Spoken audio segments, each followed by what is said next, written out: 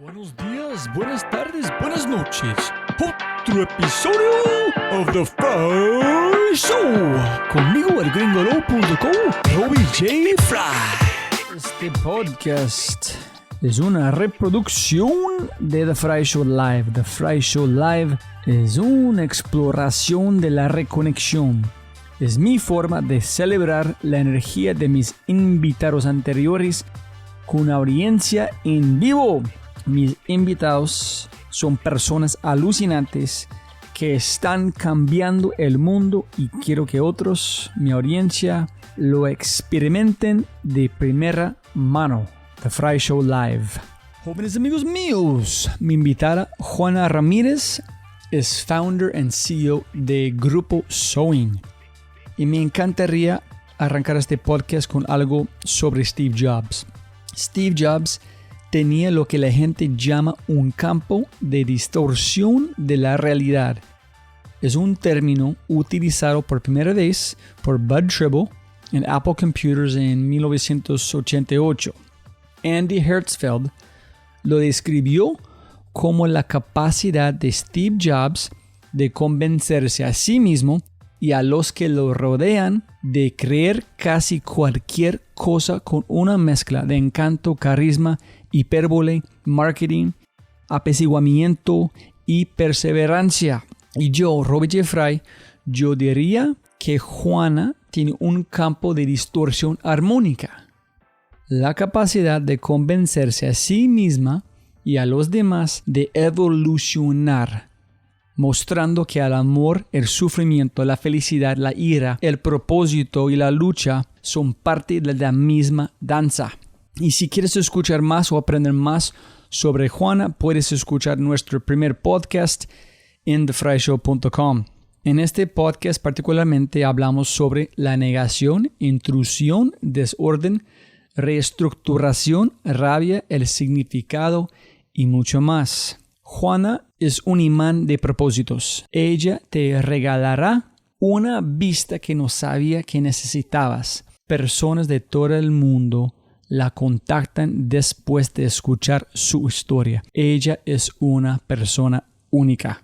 Pero antes de arrancar, si es la primera vez que escuchas el podcast, bienvenido y muchas gracias. Espero que aproveches esta oportunidad a inscribirte al podcast en Spotify, Apple, Google o tu player favorito de podcasts. Si eres un fan, un super fan del programa The Fry Show, debes inscribirte al The Corvus Show, una biblioteca de audio para creativos, innovadores y emprendedores.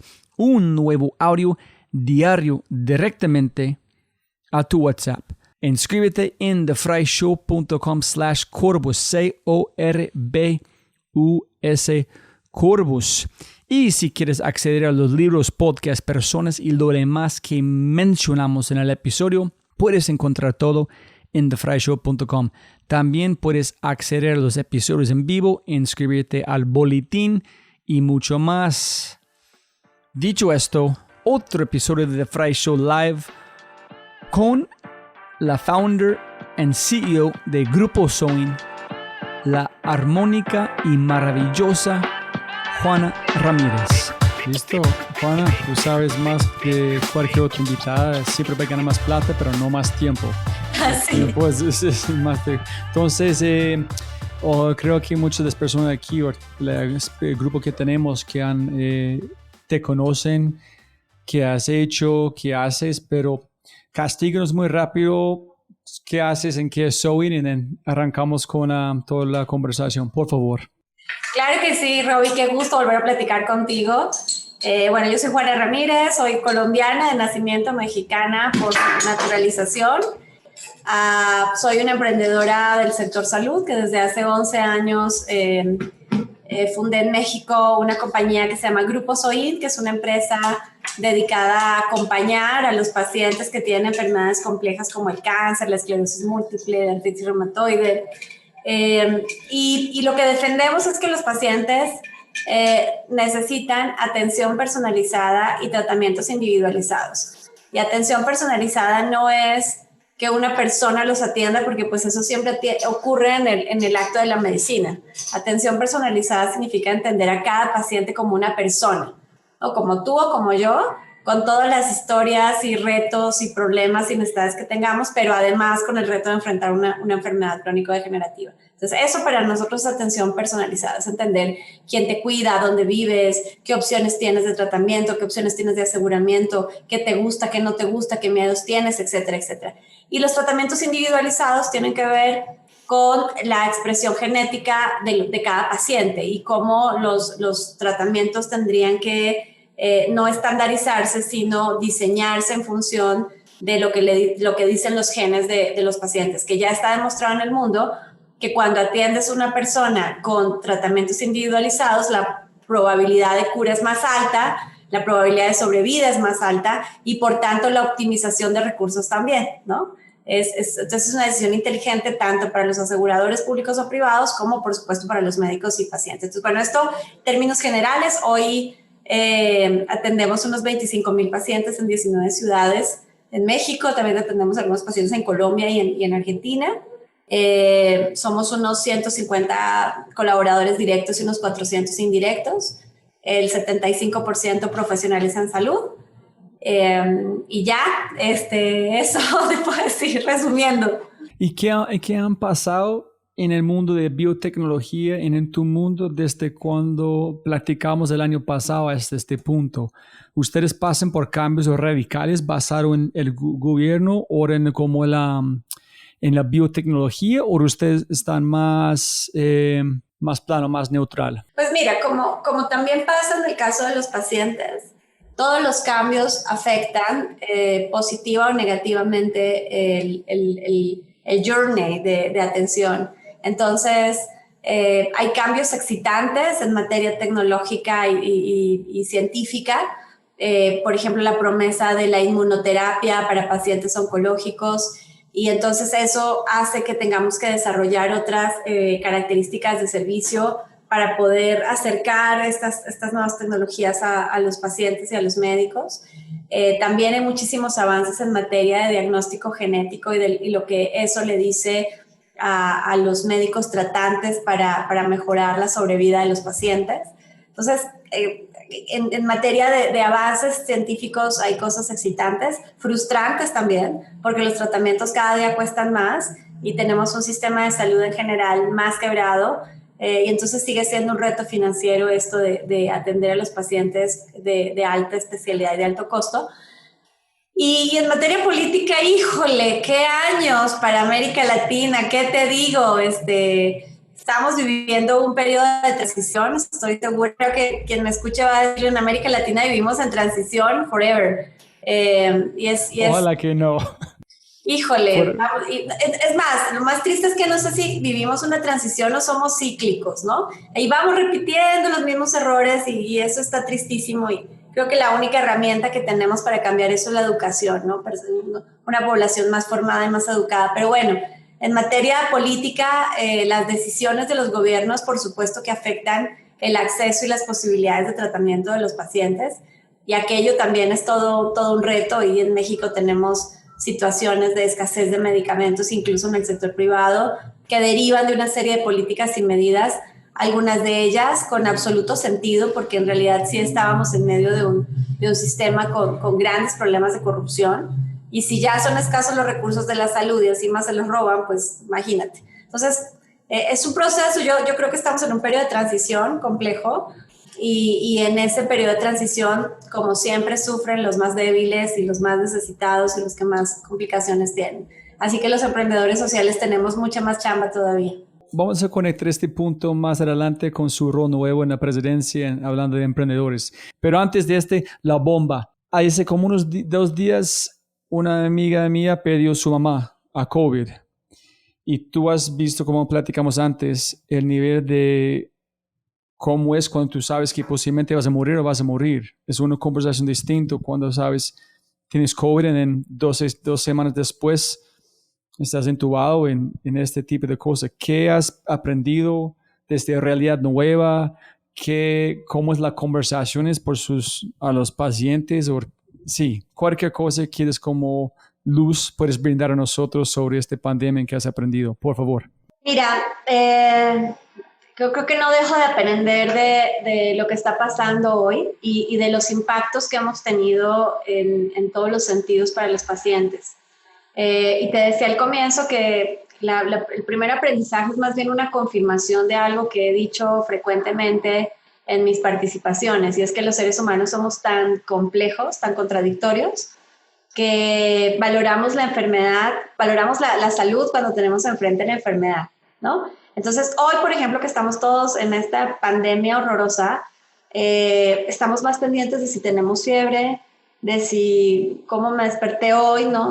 Cosas que nos pasan desapercibidas y en realidad no nos checamos, no nos cuidamos. Hoy hay una atención más alta a la salud, pero no por una toma de conciencia, sino porque enfrente hay un riesgo y se llama enfermedad y se llama muerte, ¿no?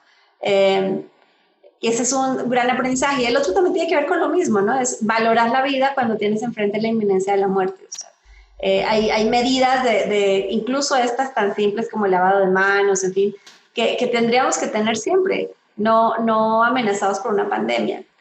El otro gran punto, y déjame conectar y me voy a alargar un poquito, pero hace unos años cuando estábamos en épocas de elecciones aquí, me fui a escuchar un político, un candidato de X, porque venía de la salud. Y entonces yo decía, qué interesante que alguien del sector salud, que está concursando en una contienda electoral, debe tener planteamientos sobre la salud, porque si ustedes se fijan, los políticos no hablan mucho de salud.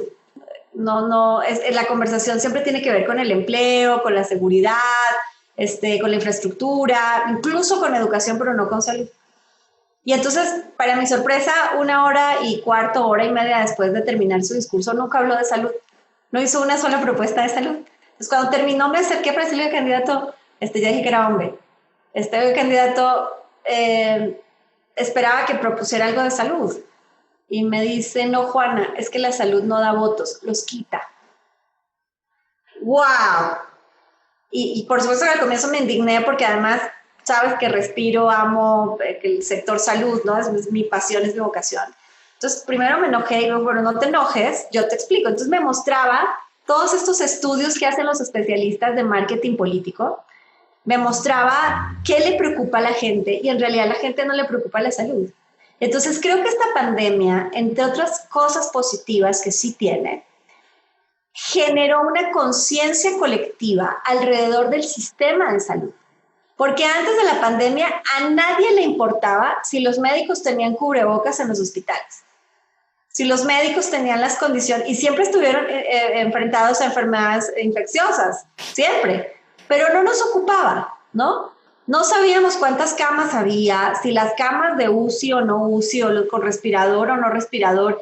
Ese no era una conversación de la sociedad y hoy es una conversación de la sociedad. Entonces, creo que esa también es positiva. Y la otra es la cercanía de la sociedad con la ciencia y la tecnología. Porque hoy seguimos el desarrollo de la vacuna contra COVID como si fuera un partido de fútbol. O sea, seguimos, ¿y quién va adelante? Y mira, ya Sanofi dijo, y ya Pfizer dijo, y AstraZeneca dijo, y los rusos, y parece mundial de fútbol. Y la gente común empieza a entender que hay fases de investigación y cómo son los protocolos, y ya vamos en fase 2, o en fase 3, o en 4, y aquí hubo una complicación. Entonces, esa conversación de dejar de tener y de percibir la ciencia como una cosa aislada, rara, sino que algo que es absolutamente importante, cercano y que nos puede salvar. Entonces, esta conversación alrededor de la salud, yo deseo pensar que llegó para quedarse. Que algunas, incluso así como decimos COVID, llegó para quedarse, ¿sí? Y pasará como un virus más al que nos tenemos que enfrentar, etcétera, ojalá ya con una vacuna. Pero desearía profundamente que algunas conversaciones sobre la salud también hayan llegado para quedarse. Pero Juan, una cosa es, ok, estoy preocupado si tengo fiebre y otra cosa. El otro es empezar consciente. Es que hoy escuché empecé a llorar como demasiado escuchando una poema con audio de David White, hablando de como dos poemas, uno de luz y uno de sonido. Y él hablando como la luz es un regalo de la silueta de su hija. Y es como hablan del sonido que los árboles regalan a una persona, en que es las cosas tan pequeñas que nosotros nunca estamos. Yo aprendí en la línea de un edificio. ¡Wow! La luz es un regalo increíble. Entonces, ¿tú crees que vamos a gozar la vida, las cosas pequeñas más, o en el momento que este es más plano, volvemos a normalidad y no vamos a ¿cómo explico? ¿Estamos conscientes de nuestra enfermedad o que la enfermedad pueden quitar? ¿O los dos? ¿O solamente estoy enfermo que no está bien, pero el resto igual? Mira, hay una frase de un médico, escritor, ganador de Pulitzer, que es Siddhartha Mukherjee, que escribió 2 libros fantásticos sobre cáncer. Uno se llama El emperador de todos los males y el segundo se llama El Gen. Y en el segundo, en El Gen, tiene una frase que parece escrita para esta pandemia. Y la frase es: la normalidad es la antítesis de la evolución. Entonces, sí veo un porcentaje muy grande de la población diciendo, ay, ¿cuándo vamos a regresar a la normalidad? ¿No? Y esta añoranza de la manera en la que vivíamos y que no es, y que ya no es, etc. Y yo me pregunto, ¿en serio queríamos lo que estaba atrás? ¿En serio eso es lo que añoramos? ¿Eso? ¿No? Si la normalidad es antítesis de evolución, entonces lo que tendríamos que desear es justamente la evolución. Y en esa evolución, yo sí creo que hay un porcentaje de seres humanos que tenemos una mayor sensibilidad.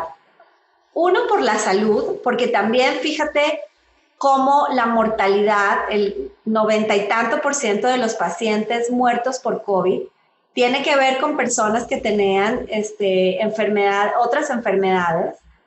Los pacientes obesos, los que tienen obesidad mórbida, les va fatal, o sea, la probabilidad de mortalidad es hasta el 75%. Entonces, hay que trabajar en eso para generar una mayor conciencia. Es completamente distinto, igual que el cáncer. Es completamente distinto un paciente que estaba en buen estado físico, que hacía ejercicio, que tenía una vida saludable. Con esas herramientas, enfrentarse a una enfermedad es completamente distinto que una persona malnutrida, obesa, con estilos no saludables o con una comorbilidad, ¿no? Con diabetes o hipertensión. Les va a ir completamente distinto, ¿no? Igual pasa en COVID. Entonces, yo sí creo que hay un porcentaje de la población mucho más sensible, más consciente a su propia salud. Y en el mismo sentido, fíjate que hemos empezado a valorar más una conexión a internet, o sea, ya hagamos cena virtual y entonces nos reunimos con nuestros seres queridos por el simple gusto de escucharlos, ya ni siquiera de tenerlos, ni de tocarlos, ni de abrazarlos, ni de disfrutar, de intercambiar, sino solo el hecho de saber que tú estás allá y que yo estoy acá y que nos queremos es importante. Entonces, hay un espacio en el que yo creo que sí estamos valorando más las cosas más simples que tenemos.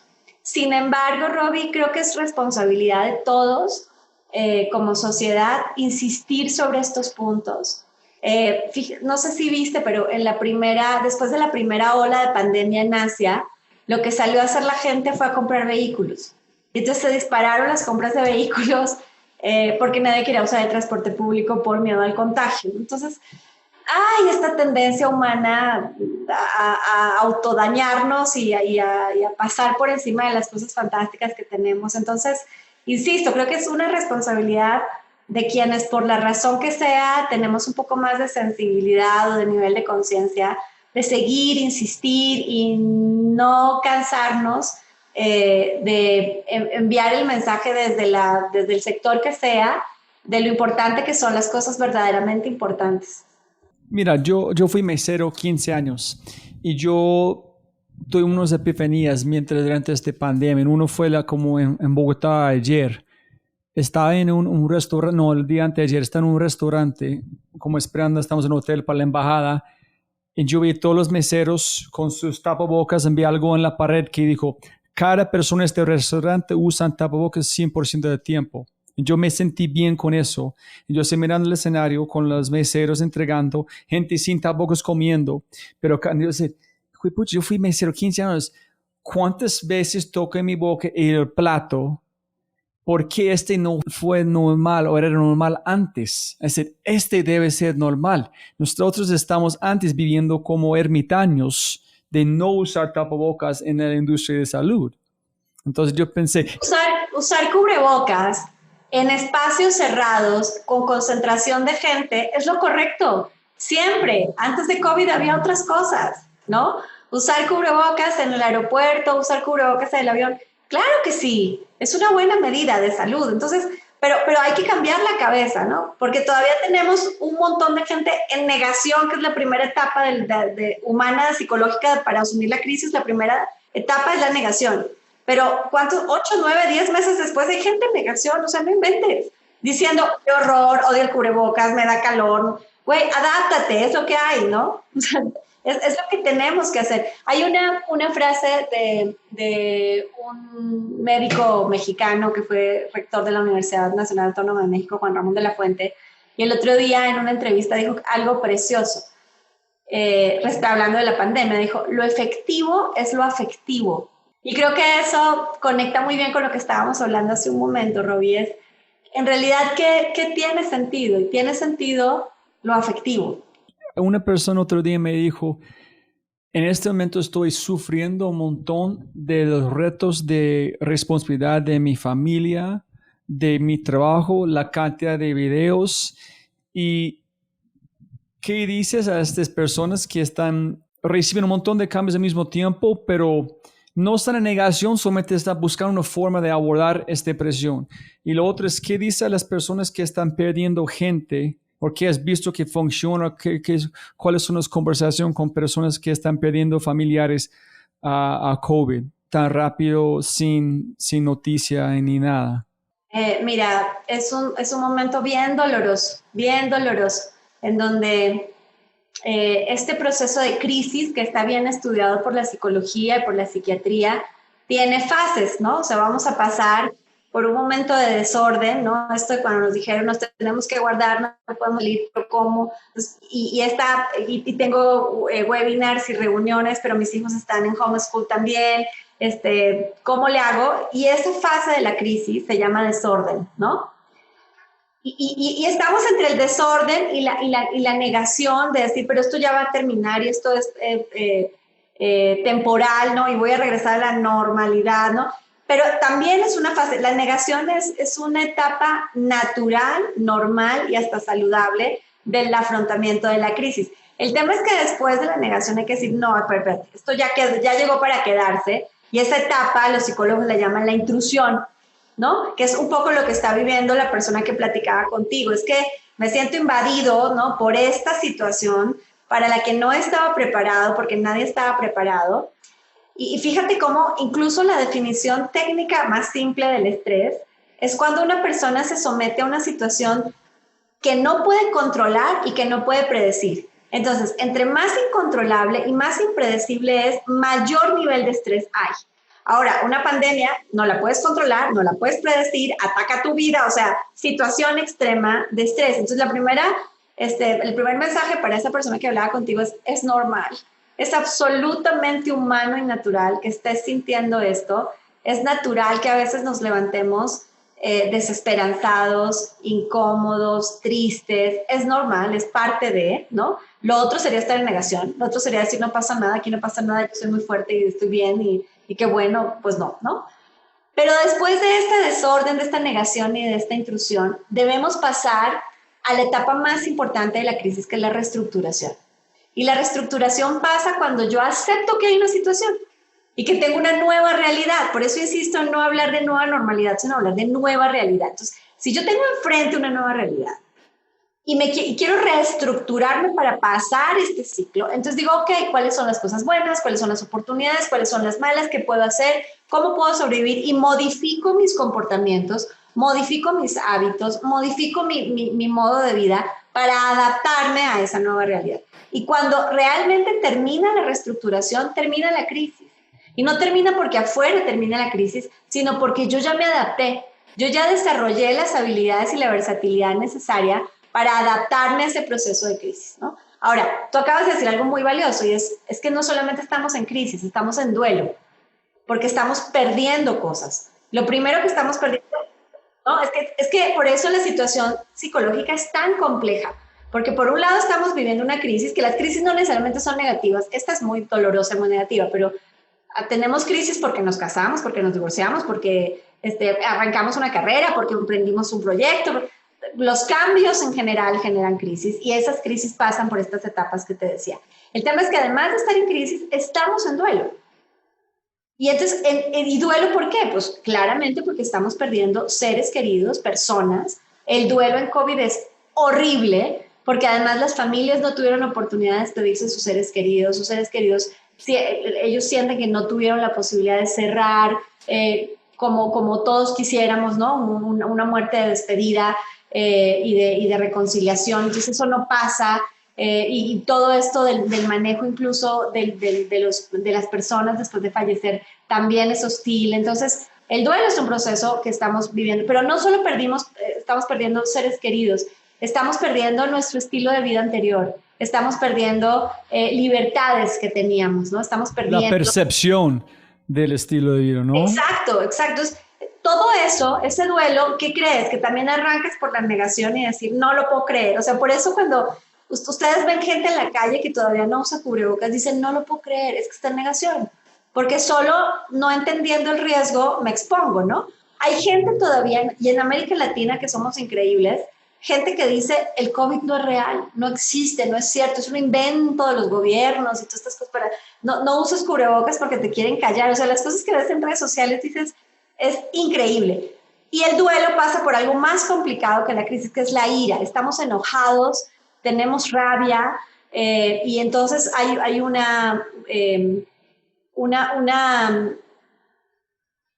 se energizan las actitudes de violencia también, porque estamos muy enojados y estamos muy frustrados. Entonces el tema es que en duelo también hay que pasar por la negociación, entender que nos vamos a deprimir, que estamos tristes y empezar la aceptación, que es lo parecido a la reestructuración de la crisis, es que esto pasó, ¿no? Y que la vida es un paso y que entonces hay un sexto paso del proceso de duelo que proponen los especialistas de la Universidad de Harvard que me encanta y es que el sexto paso del duelo sea el significado. Es, ok, todo esto está horrible, está bien, pero ¿y qué significa para mí? ¿Cómo me voy a convertir en una mejor persona después de esto? Porque si el COVID no me cambia, si el COVID no nos cambia, entonces, ¿qué, Robbie? ¿Qué nos hace falta? ¿No? O sea, no ni quiero dar ideas porque luego pasan, pero qué miedo, pero si esto no nos cambia, si esto no nos hace personas más conscientes, más humanas, más solidarias, si esto no nos hace entender las cosas que de verdad son importantes, entonces, ¿qué lo va a hacer? No sé si tú conoces a un señor aquí que se llama David Escobar, que es como director de Confama aquí en Medellín. Yo pregunté a él qué pasó, porque tú sabes la violencia en Colombia, yo no tengo cero como cercanía con de los Estados Unidos. En ellos asesinaron a su padre cuando tenía como 16 años. Y yo pregunté a él, ¿qué hiciste después? Y él dijo, monté en mi carrito, está mirando, dijo, ¿me voy o me quedo? Entonces, porque la rabia, él dijo, mi abuelo dijo, es una enfermedad. Entonces, si me quedo, ¿por qué voy a quedarme? Es para servir. En el momento que yo puse un propósito al perdido de mi padre, es cuando fui capaz de vincular todo de mi vida. Pero antes de poner un propósito al duelo, fue incapaz de hacer. Entonces, yo escuchas de mañana, allá finalmente yo entiendo dónde viene este propósito a que pediste. Claro, porque le pones significado a las cosas, le pones significado a la vida. La vida tiene que ser distinta porque estás aquí. El mundo tiene que ser mejor porque estás aquí.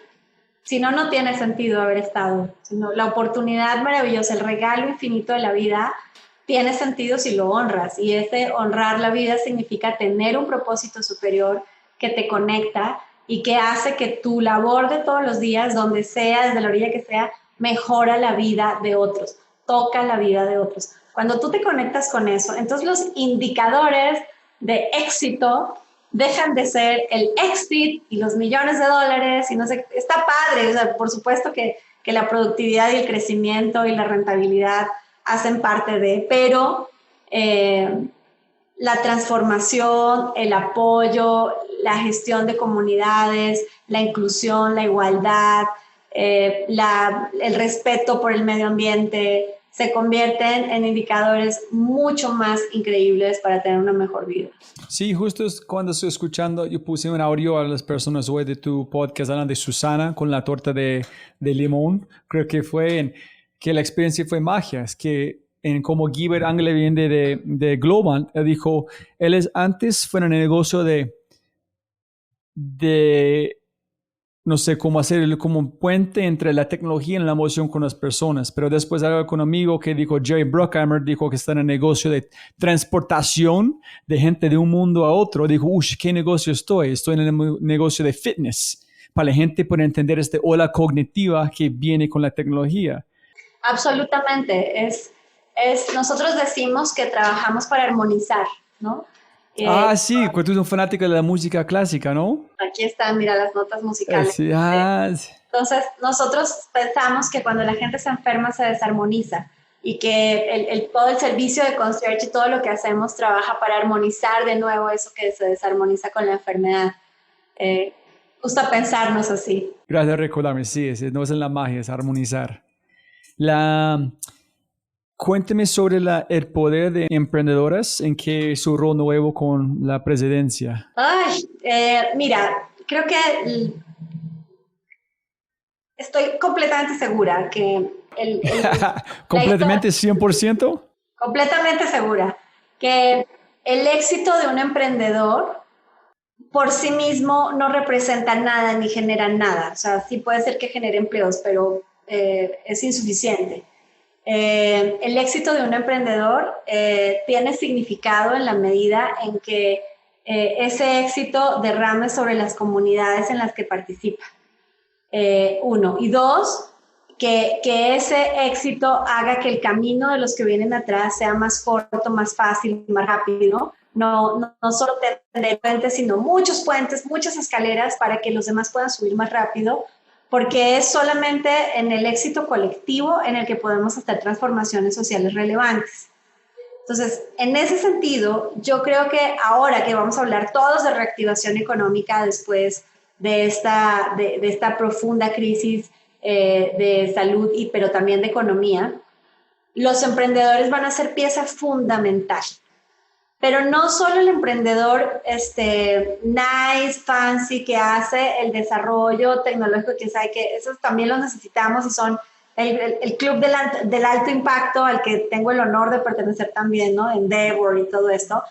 Pero la mayoría de los emprendedores en América Latina, que son los responsables del 80% o más de las empresas de nuestros países y que son responsables del 70% o más de los empleos de los países, esos emprendedores van a ser los responsables de la reactivación económica. Pero para que eso pase, necesitan herramientas, políticas públicas, apoyo, 1,500 cosas. Porque así como los seres humanos tenemos que ser más digitales, las empresas tendrán que aprender a ser más digitales para ser más productivas, más competitivas.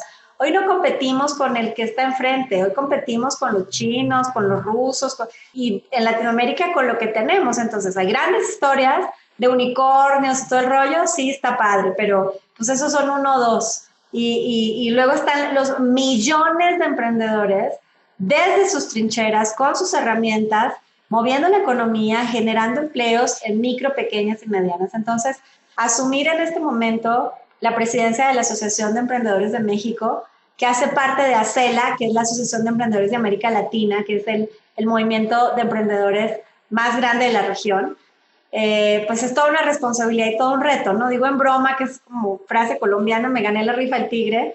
En este momento es un momento muy complicado, pero también ahí es donde puedes mostrar tus capacidades como líder. Y la Asociación de Emprendedores es más un equipo de personas extraordinarias que hemos venido trabajando durante ya 5 años, siguiendo el ejemplo de la ASECH, de la Asociación de Emprendedores de Chile, que arrancara Juan Pablo Suet y que ahora dirige otra mujer, que sale Mustaki.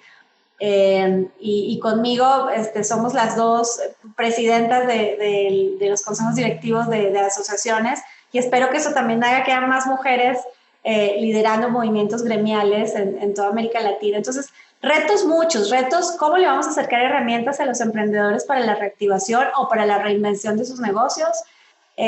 Como un reto personal, voy a hacer que el camino de emprendimiento para las mujeres sea más fácil, ¿no? Cuando todavía tenemos porcentualmente menos emprendedoras que emprendedores. cuando desafortunadamente las empresas emprendidas por mujeres ganan menos que las empresas emprendidas por hombres, cuando todavía el 2% de la inversión se destina a empresas lideradas por mujeres y la mayoría sigue siendo una conversación entre hombres. Hay un estudio de las Naciones Unidas para el Desarrollo, Robbie, que publicaron recientemente y tienen un dato horrible. El dato dice que no existe una sola mujer sobre la faz de la Tierra hoy que vaya a conocer la equidad de género, porque al ritmo que vamos tomará 202 años lograr un mundo en donde todos tengamos los mismos derechos y las mismas oportunidades. Entonces, con esta frase, o sea, la más chiquita de las hijas de los que estén acá o los que nos estén escuchando, tampoco conocerán un mundo con equidad. Entonces, la chamba que tenemos, porque además el emprendimiento es una herramienta de democratización y de movilidad social increíble. Es una gran herramienta de democratización y movilidad. Entonces, promover el emprendimiento femenino, promover la participación de las mujeres en la economía, promover la participación de las mujeres en los organismos gremiales, ser un role model digno para demostrar que sí se puede y tender puentes para que otras mujeres también destruyan los techos de cristal o de lo que sea que haya y que se la crean, pues son razones que me entusiasman mucho para asumir con energía también este rol en la asociación. Una pregunta para mí particular, Juan, es que cuando estoy publicando o reeditando los podcasts, en cambio los nombres como los H1s o como los títulos, yo es que fundadora soy, pero suena muy raro porque tengo que decir masculino femenino, entonces yo estoy cambiando fundador o fundador para founder, porque en inglés tú es founder. Y para mí es que estúpido tengo que poner este masculino femenino, me siento raro que es, oh no, es una mujer, no, es founder de esta empresa, y aquí es su nombre, sabes que es mujer, posiblemente hombre. Ajá. ¿Qué piensas? ¿Que está bien quitar esta cosa que es basado en castellano, en el idioma masculino femenino con unas palabras, o hay poder en tener fundador a fundador? Mira, los movimientos más duros de feminismo han empujado este lenguaje incluyente de los ellas y demás. Yo honestamente creo que la conversación no está ahí, ¿no? O sea, yo creo que la conversación no está en si te ponen Juana Ramírez, director general, ¿no? Y esto es terrible. No, creo que lo terrible es que solamente el 3% de las empresas del mundo tengan una directora general mujer. Creo que ese es o sea, para mí la conversación sí, no, está ahí, ya, ¿no? Entendido, sí. Sí, es que es una bobada en un pedacito, como un error mucho más grande. Exacto, en mi opinión ahora, el lenguaje es importante y el poder de las palabras educa, sin duda, pero en realidad enfocarnos en esa conversación en lugar de enfocarnos en lo verdaderamente importante, me parece que es un error porque como en todo, uno tiene que elegir sus batallas, ¿no? Entonces, ¿por cuál luchas, no? Porque digan ellas y los incluyan a todos, o mejor luchas porque todos ellos y ellas tengan el mismo acceso a educación, ¿no? Sí. Lo que sea, ¿no? Sí, siempre está como el problema, el job to be done es más profundo que eso. Me gustaría invitar si Dani, María, Juliana, Verónica, ¿quieres preguntar algo a Juan en este momento? Bien pueda, por micrófono. Dani, si quieres como estar aquí otra vez, me avisas. Me hiciste como 5 preguntas. Porque no, estás buenísimo y encantada de conocerte, Daniel. Mira, yo creo que, o sea, una frase que uso mucho es esto de que el éxito, basta de contar éxito en éxito, ¿no? En el ecosistema emprendedor, basta. Tendremos que desarrollar nuevos indicadores de bienestar, de impacto social real, porque no importa que seas o no, yo porque soy una emprendedora social y entonces lo traigo en la sangre, pero aunque no seas un emprendedor social, aunque seas un emprendedor de tecnología, de retail, de moda, de lo que quieras, tendrías que tener fuertes e importantes indicadores sociales hasta arriba de tu pirámide de KPIs, ¿no? Eso resolvería muchas cosas. porque además, si así fuera todo, ¿no? Si las empresas adoptaran eso, entonces imagínate las de salud. Las de salud tendrían que tener entre sus indicadores, no sé, etapas más tempranas de diagnóstico de las enfermedades, población saludable, o sea, los modelos, por ejemplo, de aseguramiento, de capitación, tendrían que pagarse por porcentaje de población saludable en lugar de pagarse por atenciones médicas. Entonces, como se paga por atenciones médicas, el incentivo es perverso, porque el incentivo está en que haya más enfermos, ¿no? Y además que estén en etapas más avanzadas, porque pues esos son más rentables, ¿no? Porque esos requieren mucho más atención. Entonces, el incentivo de la salud hoy sigue siendo perverso. Y en muchas compañías, con bonitos lobbies en la entrada y con hermosas frases de misión, visión y valores, que todas dicen poner al paciente en el centro de todos los procesos, y ni saben cómo chingado se llama el paciente, ni dónde vive, ni qué come, ni qué va a hacer, ni cómo se va a trasladar al hospital para tomar su tratamiento. Lo importante es solo ponérselo. En fin, o sea, y mira que trabajé en muchas organizaciones y de salud, y los indicadores están alejadísimos del bienestar de las personas. Entonces, yo sí creo que, y luego cuando veo el desarrollo de nuevas moléculas y de nuevos tratamientos, y ves que no lo puede pagar sino el 0.01% de la población mundial, dices, ¿qué sentido tiene? ¿No? ¿Qué sentido tiene todo este esfuerzo y todo este talento para desarrollar algo que no es accesible a la población? Pero es justamente por eso, porque perdimos el objetivo primario, y el objetivo primario es que generemos bienestar social. Porque ahí el otro es entonces ganarme un premio Nobel y vender mucho, o sea, no sé, para mí es muy difícil de entender, ¿no?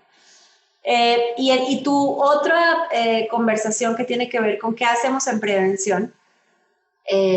Sí, en efecto, la prevención es como el moño del regalo, o sea, como que hay que poner algo ahí decorativo y sacar unos pósters y una campaña con música que dice cuídate, muévete, chécate, como sacar una cada una vez, y ya, ¿no? Tenemos una super campaña de prevención de la salud. Y antes de hablar de superhumanos, que o sea, empezamos en prevención y te fuiste a superhumanos, pero en prevención, el tema es que la salud es transversal a diferentes áreas de la vida. Es decir, la salud tendría que empezar en el Ministerio de Educación. Ahí, en la educación de los niños, de los jóvenes, de los adolescentes, ahí tendríamos que tener una clase de cómo comer mejor, de por qué fumar es una estupidez, de por qué hacer ejercicio no es solamente para estar guapos, sino porque de verdad es una buena idea, etc. O sea, si empezáramos desde ahí a sembrar esas ideas, sería como enseñarles a las personas a leer y a escribir la salud. Imagínate que le dijéramos a los niños, oye, ¿qué crees?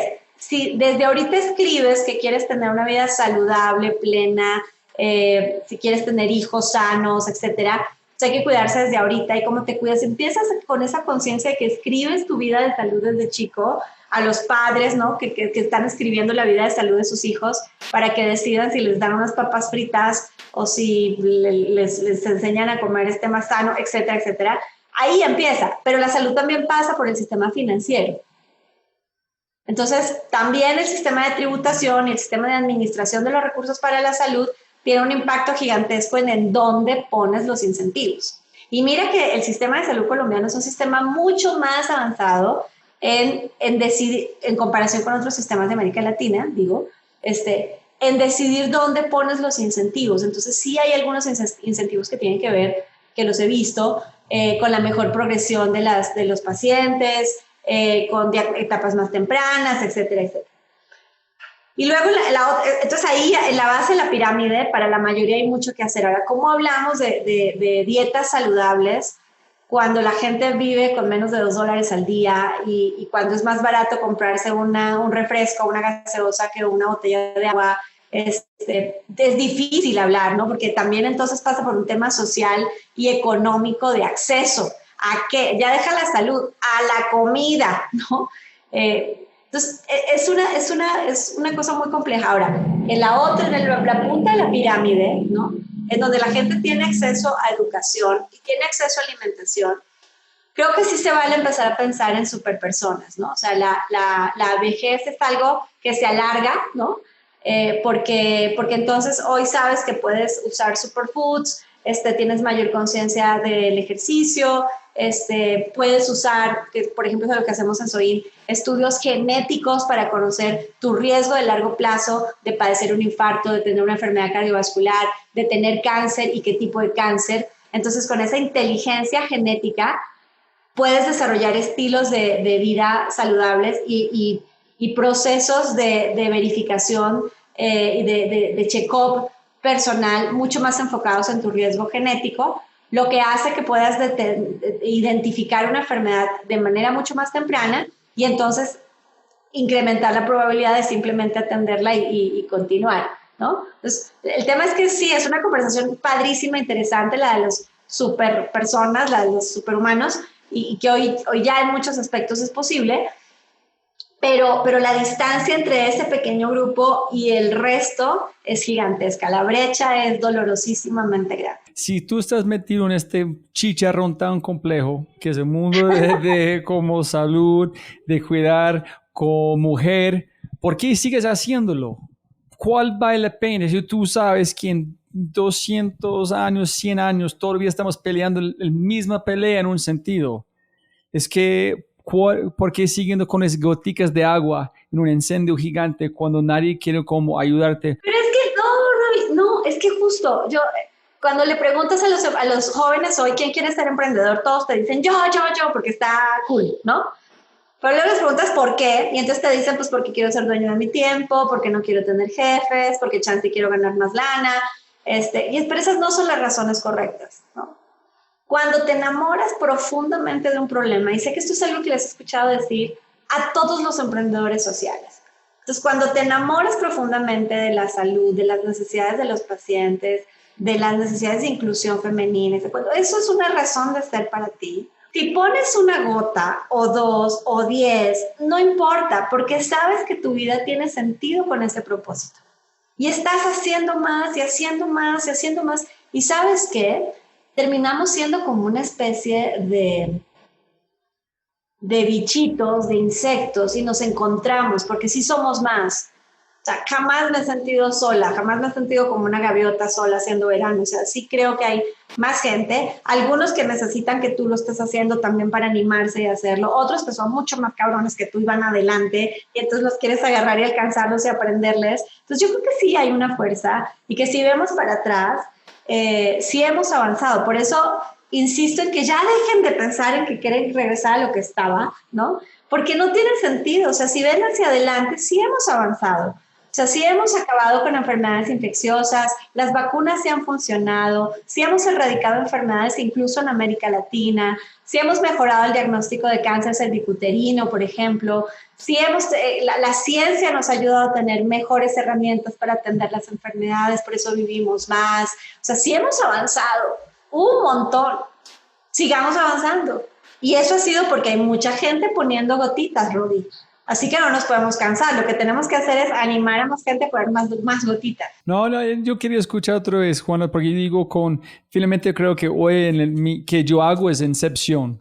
Es que yo paso audios que, como que acabas de decir, es como sembra en la mente de alguien. Si yo puedo ayudar a alguien a ser una Juana en el futuro, yo hice mi parte. Entonces antes yo pensé como un Simón Borrero más, pero no, creo que es más Juanas en el mundo. Que, si ella hizo yo puedo hacer esto. Y antes de llegar a esta pregunta de María Osorio, yo creo que Colombia, no sé, de México es mejor en muchos sentidos del tapabocas de los Estados Unidos. Si has visto estos eventos con Trump, en toda esta gente, yo no he visto en Colombia, yo no he visto... Mira, el problema en México es que las autoridades sanitarias no usaron el mensaje del cubrebocas desde el comienzo. De hecho, hubo oposición que contradecía el uso de cubrebocas. Hubo secretarios, subsecretarios de salud diciendo no sirve, no es útil, ¿no? Al comienzo. No. Todavía no hemos visto, por ejemplo, al presidente del país usando cubrebocas para dar ejemplo. O sea, en los actos públicos él es el único que no usa cubrebocas. Entonces, ese mensaje enviado a la población que además votó por él, no está padre, ¿no? Porque pues el presidente, y aparte, gracias al cielo, tampoco se ha enfermado de COVID. Entonces el mensaje es, pues si él no usa y no se enferma, pues yo tampoco me voy a enfermar. Entonces, el mensaje del uso de cubrebocas ha sido más una tendencia de la sociedad civil, las empresas, los medios de comunicación, hemos insistido mucho en el uso del cubrebocas y luego ya algunos estados, por ejemplo, la jefa de gobierno de la Ciudad de México sale a dar sus discursos y tal, sus declaraciones con cubrebocas, muchos gobernadores. Entonces, o sea, ahí es donde en alguna de las redes sociales escribí algún día, si tenemos conciencia de que alguien nos está viendo y cuando somos líderes y más este tamaño de líderes sociales, pues la gente sigue lo que haces. Y entonces no hay mejor forma de promover esto que con el ejemplo. Entonces, en las últimas semanas sí he visto una mayor intensidad del uso de cubrebocas. Sin embargo, todavía ves gente en espacios y actitudes que no deberían, en los que no se están cuidando. Pero fíjate que, recuerda que además recientemente la Organización Mundial de la Salud sacó un comunicado en el que decía, el mundo se está cansando de la pandemia. Y entonces cuando te cansas, entras en un proceso que psicológicamente se llama de desesperanza aprendida. Entonces, cuando entras en esa desesperanza aprendida, dices, ay, ya está, de todos modos nos vamos a enfermar. Ya está, ¿no? Y entonces dejamos de usar las medidas de protección y de cuidado. Entonces, ok. sí, es muy complejo. Es lo mismo que tú decías, oye, pero si nos va a tomar 202 años, pues ya está. ¿No? Ya, eso es desesperanza aprendida, ¿no? O sea, aprendes de que lo haces y no funciona, en fin, o es que sí se quedó en su casa y de todas maneras se enfermó, entonces el cubrebocas, o sea, toda esta infodemia que no ayuda y que no vincula, pues, o sea, es triste, depende de los estados, aquí casi de los estados del país, en donde hubo rigurosidad en exigir el uso de cubrebocas, en donde entre más rápido se establecieron políticas públicas, fue más evidente el comportamiento de las personas. Ok, súper. María dijo, ¿cómo te recargas de energía en un modelo de negocio que procura la salud, pero que es testigo de tantas historias tan difíciles? ¿Y qué tipo de personas buscas para ser parte de Sewing? La pregunta de la energía es muy frecuente, ¿no? Creo que porque soy muy energética. Sí. Yo creo que hablamos de por mi padre, hablando como con tantos soldados, llega a la casa con la energía, sí. Exacto. Es que cuando tienes enfrente, María, tantas historias dolorosas y personas que ya no pueden cambiar su realidad y su condición, y la tuya todavía es una condición de salud y de fuerza de trabajo, pues en lugar de bajarte, eso tendría que animarte y llenarte de responsabilidad, de seguir haciendo, ¿no? de seguir luchando. Y yo creo que la vez pasada que platicaba contigo, Robbie, te decía que para mí el éxito no es una cosa distinta que mi definición personal de felicidad.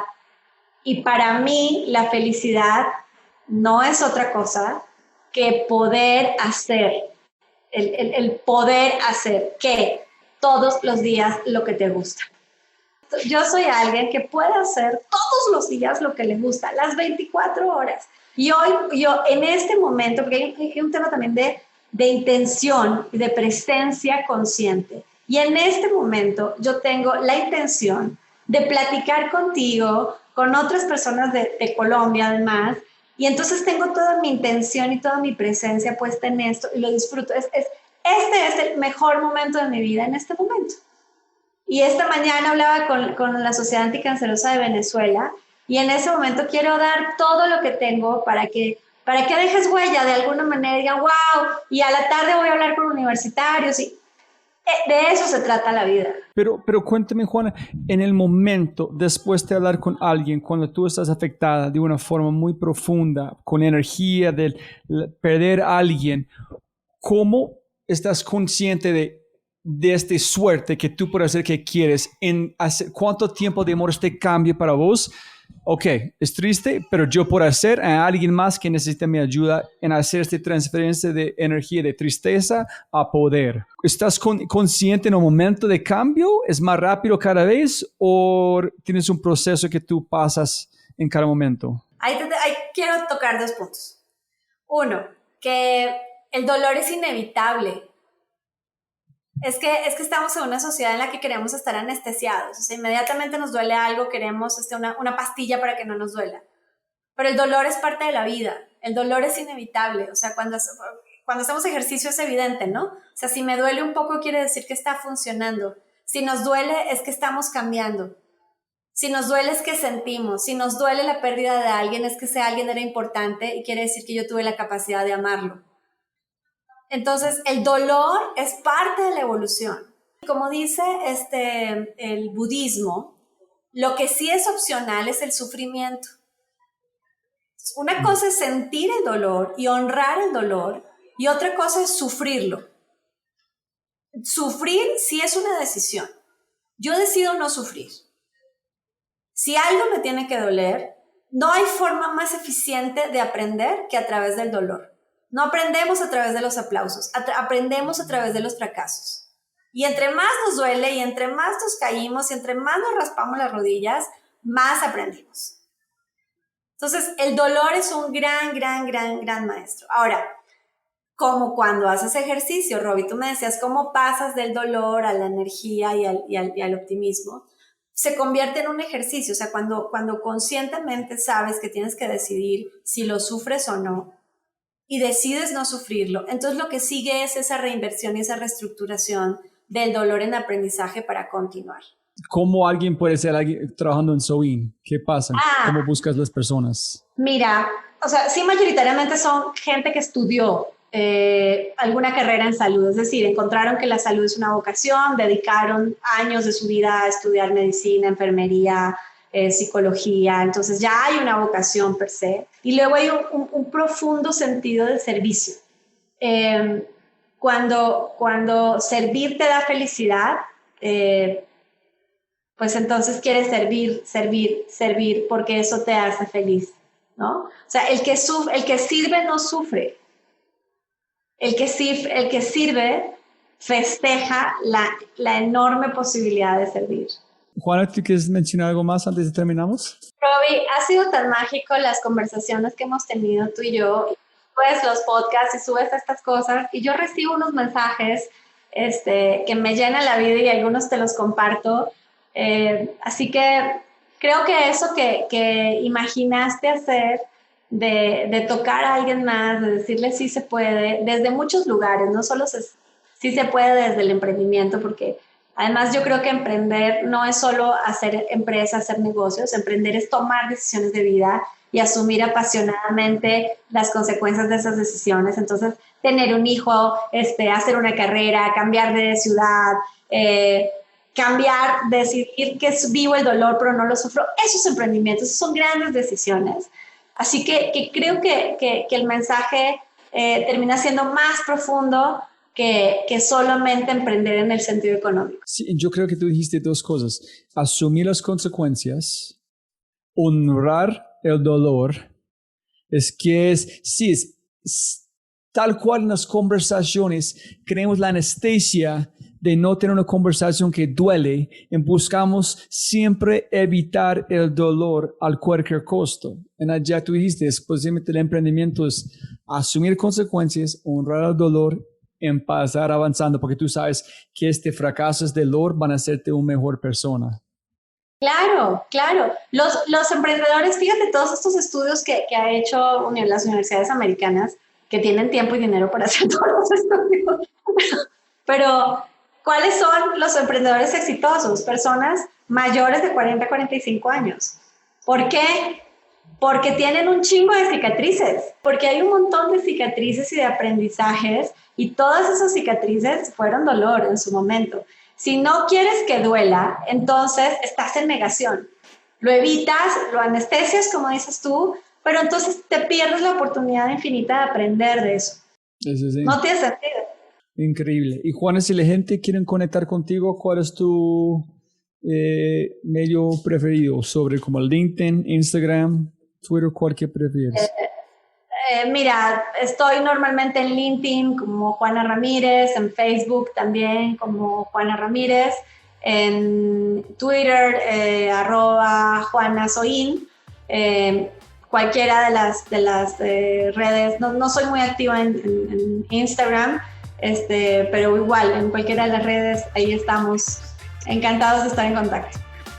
María, muchas gracias por ese abrazo. Yo también te abrazo desde México. Ya saben que pues es mi primera patria es Colombia, mi segunda patria es México y la tercera es el resto del mundo.